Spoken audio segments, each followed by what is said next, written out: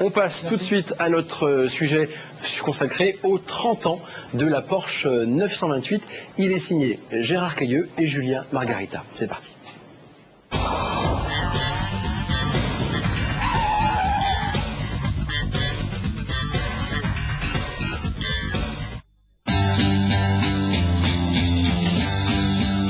Les plus jeunes d'entre vous ne le savent peut-être pas, mais la Porsche 928 fut annoncée à grand renfort de secrets de polichinelle. En 1977, l'Arlésienne, c'était elle. Lancer une grosse GT équipée d'un V8 placé à l'avant et dotée de 4 places n'était pas simple pour la maison de Zuffenhausen, 2 ans après la 924 qui devait beaucoup à Audi. Cette petite sœur, souvent considérée comme un sous-produit, avait donné goût au gros volume de vente. Avec la 928, Porsche voulait conquérir l'Amérique. Sa ligne de savonnette écrasée sur la route ne déclencha pas l'enthousiasme des premiers observateurs, et pourtant, ce coup de crayon allait s'avérer intemporel, décidément une habitude Porsche. L'évolution de la ligne vous semble évidente, n'est-ce pas? Et pourtant, hormis les jantes et les boucliers, entre la blanche de la première série, la grise S2 et la noire GTS, rien n'a changé, la cellule est identique. Et croyez-nous, une GTS fait toujours son effet à la sortie des lycées aujourd'hui. Il ne manquait plus qu'un break de chasse, celui-ci sera produit à un seul exemplaire, offert en cadeau à Ferry Porsche pour ses 75 ans. Puisque la 911 s'est attiré le doux surnom de grenouille, Porsche a offert un regard de batracien à la 928 sous forme de phare pivotant. Il ne lui manque plus que des lunettes pour être complète.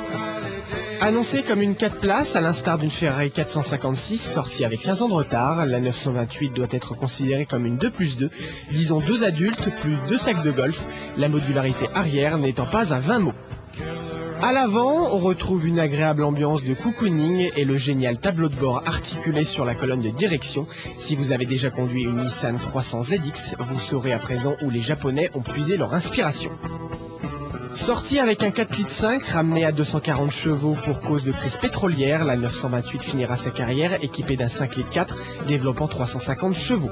La fiabilité de ces moteurs, qui peuvent dépasser allègrement le cap des 300 000 km sans connaître de soucis, une qualité qui fera le désespoir de certains concessionnaires tout en enchantant les propriétaires.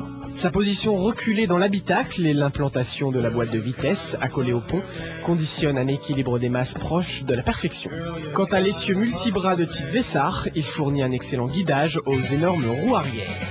La magie des motoristes Porsche opère également sur la 928, les montées en régime du gros V8 sont claires et dénuées d'inertie. Même doté d'une boîte automatique, le premier modèle qui ne proposait que 240 chevaux offre un compromis couple puissance parfait. Une GTS et ses 350 chevaux pour 59 kg de couple offrent de bonnes sensations et un tempérament de feu passé la zone des 4300 tours. La tenue de route n'est pas en reste, malgré sa tome 6 à mouvoir, la 928 demeure une Porsche mobile, voire même facétieuse, surtout lorsque la chaussée devient humide. La gravité reprend alors ses droits, parfois même de façon violente, pour cause de montes pneumatiques résistant mal à l'appel de l'aquaplaning. Critiqué sur les premières versions, le freinage sera amélioré pour atteindre un niveau de sécurité en adéquation avec les performances. À n'en pas douter, la Porsche 928 est l'une des GT les plus abouties de tous les temps, ceci dit en toute partialité. Ils étaient venus en force, hein, nos amis du Porsche 928 Club. Et ils sont avec nous, donc je le rappelle, Alex Bliot, responsable de la région Nord, et Pascal Tournois, propriétaire de la très très belle GTS, qu'on voit tout à la fin. C'est la plus large, hein, la plus bestiale. C'est la dernière génération, avec 350 chevaux. Alors messieurs, comment devient-on fan de la 928? Parce que quand on dit Porsche, tout le monde pense bien sûr 911, voilà. la Carrera. Pourquoi la 928? C'est en voyant un reportage comme celui-là où on découvre, on redécouvre cette voiture et on a le coup de cœur, surtout quand on l'essaye. Voilà. Dans le reportage, on nous dit une répartition des masses quasi exceptionnelle. C'est vraiment une voiture hyper équilibrée parce que c'est vrai que les 911 anciennes, on dit que c'est toujours un petit peu la conduite sac à dos. C'est vrai qu'on a le moteur en porte-à-faux arrière, donc c'est un petit peu une hérésie physique. Excusez-nous, amis porchistes, mais c'est vrai que quand on a tout le poids à l'arrière, en plus des accès après l'axe du train arrière, c'est assez coton à conduire, surtout sur les anciennes générations. Là, on a vraiment une voiture hyper équilibrée. Donc on a une voiture. Pardon. Excusez-moi, vas-y Pascal. Avec le moteur devant et la boîte derrière. C'est vraiment une auto qui est moins piégeuse, qui est plus sympa, qui téléphone, qui prévient plus qu'une autre. Qui prévient mieux que la 911 à mon avis, ouais. À l'origine, donc cette voiture date de 77, la première, une très très belle, une grise qui était dans un état de restauration absolument splendide. Le propriétaire malheureusement n'est pas avec nous aujourd'hui. Elle est sortie 2 ans après la 924 qui était une petite Porsche à moteur avant, c'était la première. Pourquoi? Quelle était l'idée de la firme de Stuttgart à cette époque pour sortir une grosse GT moteur V8? C'était l'idée d'arrêter la monoculture 911? Alors, il faut se rappeler que l'étude du modèle 928 a démarré au tout début des années 70. À cette époque-là, sont arrivées aux États-Unis des nouvelles normes de pollution, de bruit, de crash test. Et les dirigeants de Porsche pensaient que la 911, avec son moteur arrière refroidi par air, bien sûr, ne pourrait pas répondre à ces normes. Donc c'est pour ça qu'ils ont lancé l'étude d'un nouveau modèle. En plus, c'est leur plus gros marché, hein. C'était leur plus gros marché, c'est encore leur plus gros marché aujourd'hui. Voilà, les Porsche a toujours vendu quasiment la moitié de sa production aux États-Unis. Donc effectivement, ils ont pris en compte très sérieusement ces normes. Quand on voit la puissance des premières séries, 140 chevaux pour la version 928 classique tout court, ça c'est avec un 4 litres 7 4 litres 5 pardon, en 77. Oui. Et on est monté jusqu'à 350 chevaux avec un 5.4 oui. Sur les GTS. Pourquoi parce que c'est le même moteur, c'est le même bloc et il y a quand même il y a plus de 100 chevaux d'écart. Voilà, donc c'est le même bloc, par contre on est passé de 4 litres 5 à 4 litres 7, 5 litres 4. Donc il y a eu aussi une multi-soupape à un moment. Voilà, il y a eu une multi-soupape, on est passé de l'injection mécanique à l'injection électronique. Donc l'habitude de Porsche, c'est de développer toujours ces modèles, même s'ils sont en production. Donc, d'une année sur l'autre, il y a toujours une modification, il y a toujours une amélioration du modèle qui a amené à la GTS.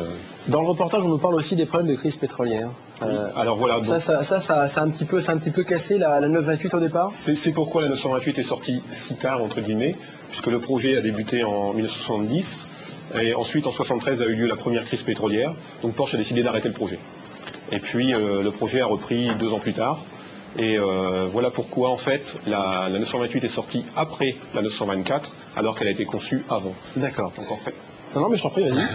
Donc en fait quand Porsche a travaillé a étudié la 924 qui à l'origine était un projet pour Volkswagen, ils avaient repris un peu les lignes de la 928. Donc en fait c'est la 924 qui a repris la ligne de la 928 et non pas l'inverse. Mais pour beaucoup de gens, effectivement, la première Porsche à moteur avant a été la 924 et la 928 est venue après. La concurrente de l'époque, Pascal, de la 928, c'était quoi? C'était une Ferrari 400? Les Ferrari 400 et oui, il y avait un peu plus tard la Ferrari la mondiale aussi. Et puis chez BMW, on avait au début donc les séries la série 6. Ah, les 6, les 635, et puis après voitures, ça. Avec la GTS, donc les 850, ah oui, 840 et 850. 840 moteur V8 et 850 moteur V12. Cette 928, on entend bien souvent que ça a été presque un délire d'ingénieurs. À l'époque, ils se sont, excusez-moi l'expression, ils se sont lâchés, quoi. Oui, tout à fait. Ben, ils ont pris le meilleur de la technologie de l'époque pour vraiment sortir la meilleure GT. D'ailleurs, les journalistes ne s'y sont pas trompés puisque en 78, elle a été élue voiture de l'année. C'est la seule GT encore aujourd'hui à avoir été élue voiture de l'année. Et puis après, si vous prenez tous les magazines de l'époque, tous les journalistes ont dit c'est la meilleure GT au monde. Ils étaient unanimes. Et pourtant, elle n'a pas bien marché cette voiture. Elle était très chère. Ah, c'est son prix. Elle était très chère. Ça valait combien une 928 neuve à l'époque dans les années 80? Ça valait 600 000 francs. Ah oui, quand même. Voilà. Et c'était 700 000 pour les dernières versions. Ouais. Ah oui, donc c'était aujourd'hui, ça ferait un bon 100 000 euros quand même. Plus cher que certaines Ferrari. Ah oui, donc bien évidemment. Il y a eu 6 générations. 240, 300 chevaux, 310, 320, 330 et 350 chevaux. Bon, laquelle choisir? Si par exemple on est tombé amoureux, comme Maître Sikaku, je l'ai vu avec, il avait un petit regard sur la 928. Elle vous plaît la 928, Maître? C'est la voiture de Scarface, hein, faut pas oublier. Exact, tout à fait. Tony Montana a beaucoup aimé cette voiture. Tout à fait. Alors laquelle choisir? Alors, en fait, il y a vraiment, Alex, pardon. Il y a vraiment 2 styles. Vous avez le style rétro des anciens modèles et le style beaucoup plus moderne à la Tony Montana. À la Tony Montana, à la Risky Business aussi, premier film de Tom Cruise, où elle finit dans un étang. C'est une mauvaise fin. Donc en fait, voilà. Donc si on aime le look rétro, on a le choix entre ce qu'on appelle nous les mamies, c'est-à-dire vraiment la toute première génération, la grise. C'est les MK1, on pourrait les appeler comme ça, avec le petit l'arrière sans le gros aileron. Voilà, donc sans aucun aileron, sans aucun artifice, tout en souplesse, tout en finesse. Après, si on aime les modèles rétro, mais on trouve que 240 chevaux, c'est un peu limite, on peut choisir une ES. 300 chevaux. Là, on arrive à 300 chevaux. Et puis la dernière génération de S, donc, qui est passée à l'injection électronique pour avoir une meilleure consommation, et puis tout un tas de petites améliorations, l'ABS, entre autres. Et ça aide l'ABS quand même, hein. Oui. Parce que Pascal, je crois que tu as eu, là tu as une GTS aujourd'hui, mais avant la GTS, tu as vu une S2 ou une S4? Non, j'avais une S4 qui avait T'avais une S4? également l'ABS. Ouais. Également l'ABS. Il y a une grosse différence entre une S4 et une GTS. Pas énorme, pas énorme. Pourquoi la GTS alors? C'était Pour le look. en boîte méca en plus, pour le look, c'était rare. Hein. Oui, une GTS en boîte méca très rare, ouais. Pour le look et puis aussi pour son équipement et une voiture très agréable à conduire, quoi, avec le couple. On peut conduire soit sur le couple, soit sur la puissance. Il y en a partout. C'est phénoménal, il y en a partout. Alors, on parle de l'entretien. Alors, on dit que c'est très fiable, c'est des moteurs qui peuvent prendre 300 000 km. Par contre, si on n'est pas rigoureux au niveau de l'entretien, aïe aïe aïe. Ouais. Aïe aïe aïe, s'il y a des grosses pannes mécaniques, mais bon, pour l'instant, moi, j'en ai touche du bois. Ouais, je touche du bois. J'ai rien vu. Quelles sont les choses à surveiller? Par exemple, si on voit une 928 en annonce, par exemple, on vient de regarder Direct Auto, on s'est dit ça va être super, j'ai envie de regarder une 928, peut-être pour en acheter une, parce qu'en plus, au niveau des prix, on est assez bien placé. C'est un beau jouet parce qu'on a regardé un exemple tout bête. Dans une annonce de cette semaine, on a trouvé une S4, donc c'est 320 chevaux. Il faut compter à peu près dans les 14 000 € pour une très très belle auto. Oui. Et si on prend une 911 des mêmes années, donc des années fin des années 80, donc avec la fameuse boîte G50, ça fait que 231 chevaux et là c'est 24 000 €. Ouais. Donc il y a quand même 10 000 € d'écart. Quelles sont les choses à surveiller au niveau de l'entretien? Alors, ce qui est à surveiller, ce qu'on peut regarder pour des véhicules qui, une ES4, ça a quand même 20 ans aujourd'hui, c'est la direction. Parce que si c'est du jeu dans la direction? Non, on peut avoir des problèmes de fuite. Si c'est une voiture qui a pas mal roulé en ville, qui a fait pas mal de créneaux, où on a tourné les roues, on a quand même du 225 à l'avant. Elle a fatigué. Il se peut qu'elle est fatiguée. C'est pas. Donc ça, première chose à vérifier, voiture en ville, surtout la direction. On parle des problèmes d'électronique parce qu'elle est bourrée d'électronique cette voiture, malgré son âge. Ouais. C'est une voiture qui était très en avance aussi d'un point de vue électronique. Voilà, donc les problèmes d'électronique, je dirais plutôt le problème d'électronique Quel est-il? qui est connu, c'est le problème des boîtiers d'injection. Donc à partir de la S4, la GT et la GTS, en fait, dans ces boîtiers d'injection électronique, il y a un composant spécifique qui s'appelle un circuit hybride qui a été développé par Bosch. Ça va devenir compliqué. Donc Voilà. sur les S4, donc si on veut avoir des bonnes infos, le mieux c'est quoi? On vous envoie un petit mail, Voilà, on vous appelle. on tape Porsche 928 sur internet, Club Porsche 928. Donc avant on s'appelait l'Amical 928. Depuis on est passé Club officiel à la demande de Porsche. Donc il y a un forum internet. On n'est pas obligé d'être membre pour y aller. On pose des questions. Vous êtes très sectaire, vous accueillez tout le monde avec grand plaisir. Voilà, bien sûr. Par contre, pas de problème de corrosion. Je crois qu'elle était bien parce que galvanisée partout. Caisse entièrement galvanisée et tous les ouvrants, les ailes en aluminium. Donc aucun problème de ce côté-là. À votre avis, c'est une voiture qui va prendre un petit peu de cote? Ça, c'est une question qu'on pourrait nous envoyer par mail. On a l'impression que c'est en train de monter sur les 928. On espère. Il faut savoir qu'il y a aussi sur le marché beaucoup de 928 qui ont été très mal entretenus, qui ont été laissés à l'abandon.